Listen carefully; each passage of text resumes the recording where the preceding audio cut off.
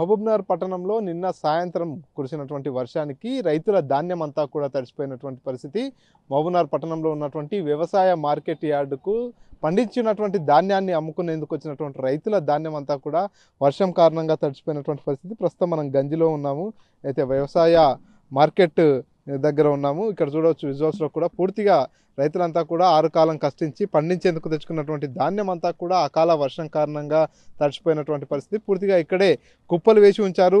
కొనుగోలులో కొంత జాప్యం జరిగినటువంటి నేపథ్యంలో వారంతా కూడా తాము పండించినటువంటి ఈ ధాన్యాన్ని అంతా కూడా ఇక్కడే కుప్పలుగా వేసి ఉంచినటువంటి నేపథ్యంలో నిన్న సాయంత్రం ఒక్కసారిగా కురిసినటువంటి వర్షం కారణంగా వర్షపు నీరంతా కూడా ఇక్కడ నుంచి కుప్పల కింది నుంచి వెళ్ళిపోయింది. కొంత సంచుల్లో కూడా ఇక్కడ పెట్టినటువంటి పరిస్థితి. సంచుల పైన కవర్ వేసినప్పటికీ కూడా ఈ పక్క నుంచి కూడా చూస్తే కింది నుంచి తడిచినటువంటి నేపథ్యంలో ఈ సంచుల్లో ఉన్నటువంటి ధాన్యం అంతా కూడా పూర్తిగా తడిచిపోయినటువంటి పరిస్థితి. ఒకసారి రైతులతో మాట్లాడదాం. మనతో పాటు రైతులు ఉన్నారు.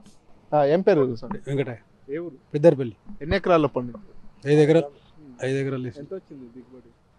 5 ఎకరాలు వేస్తే 5 ట్రాక్టర్లు వచ్చింది. దిగుబడి తక్కువ వచ్చింది. ఎంత తడిచిపోయింది? 70 సంచులు తడిచిపోయి.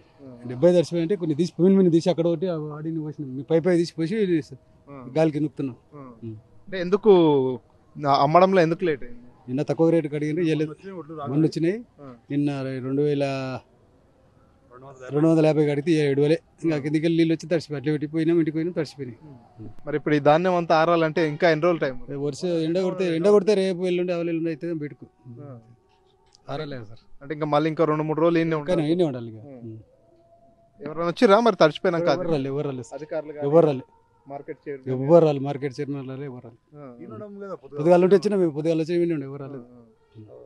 అంటే ఎందుకు అంటే తాడిపత్రులు కానీ అవన్నీ వీళ్ళు ఇచ్చారు సార్. కిందికి వెళ్ళిపోయినాయి నీళ్ళు, కిందికి వెళ్ళిపోయినాయి. మీ పేరు ఏం పేరు? నా పేరు రాములగౌడ్, పెద్దరపల్లి. పరిస్థితి ఏంది? మళ్ళీ ఇంకెన్ని రోజులు ఉండాలి? 3 రోజులు ఉండాలి, పక్కా 3 రోజులు ఉండాలి. మళ్ళీ వర్షం పట్టేట్టుంది దగ్గర ఈ దగ్గర నువ్వు కవర్ వేసుకోవాలి. మళ్ళీ ఒకవేళ వర్షం వస్తే పరిస్థితి అంటే ఇదే చూస్తున్నాను కదా స్వామి. పరిస్థితి ఇదే కదా. అంటే ఈసారి ఎట్లా ఉంది దిగుబడి? ఎట్లా వచ్చింది? కనీసం దిగుబడి బాగానే ఉంది. మన దానికి దిగుబడి అయితే బాగానే ఉంది. అనుకున్న కంటే ఎక్కువ మండి మందికి కూడా. కానీ రేట్ రానందుకే అమ్మడానికి లేట్ అయింది. నిన్న వేటివే కానీ నిన్న రేట్ తక్కువ వచ్చినందుకు పోలే. ఎందుకు తక్కువ వచ్చింది? ఏం చెప్పారు వాళ్ళు? ఒడ్లు పచ్చిగా ఉన్నాయి.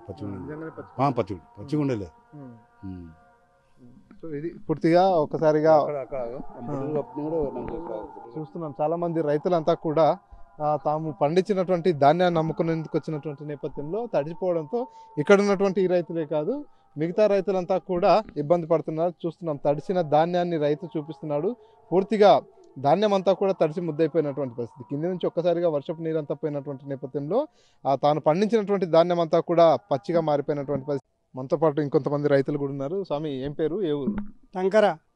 ఎప్పుడు వచ్చారు ఇక్కడికి? నిన్న వచ్చినాం సార్. నిన్న పొద్దుగాల వచ్చినాం. ఎప్పుడు తడిచిపోయినాయి? రాత్రి తడిచినాయి. రాత్రి పొద్దుగా వచ్చింది. దగ్గర నొక్కుంటున్నాం, కాగితాలు కప్పినాం, రానే వచ్చాను నానిపోయాక.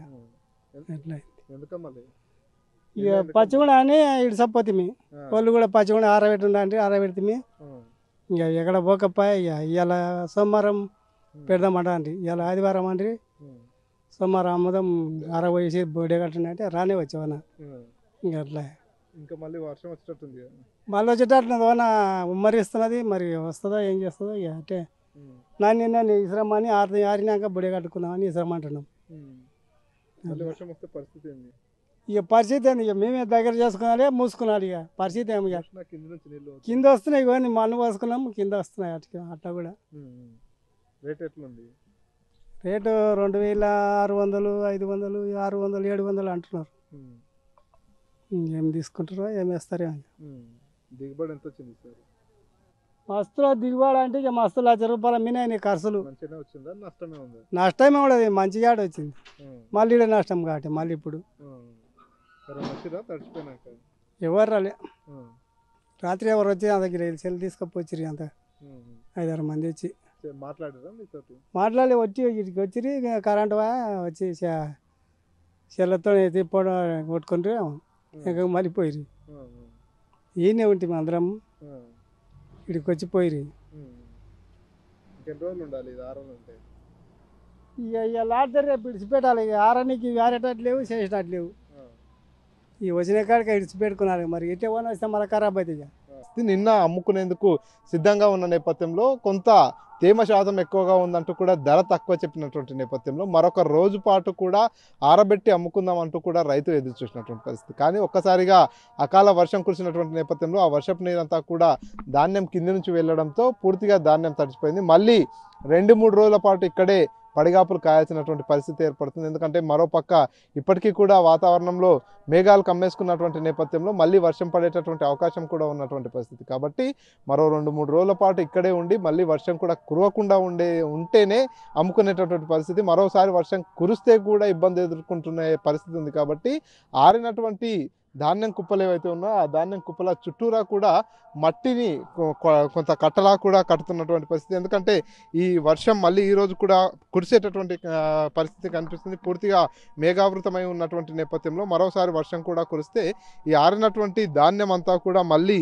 తడిసిపోయేటటువంటి అవకాశం ఉంది. కాబట్టి ఈ ధాన్యం దగ్గర కూడా పూర్తిగా కట్టలు కట్టుకుంటున్నటువంటి పరిస్థితి అయితే ఉంది. ఏదేమైనా అకాల వర్షం కారణంగా రైతులైతే పూర్తిగా నష్టపోతున్నటువంటి పరిస్థితి. ఈ రోజు కానీ రేపు కానీ అమ్ముకునేందుకు సిద్ధంగా ఉన్నటువంటి ధాన్యం అంతా కూడా తడిచిపోయిన నేపథ్యంలో వారంతా కూడా మళ్ళీ 2-3 రోజుల పాటు ఇక్కడే పడిగాపులు కాయాల్సినటువంటి పరిస్థితి ఏర్పడుతుంది.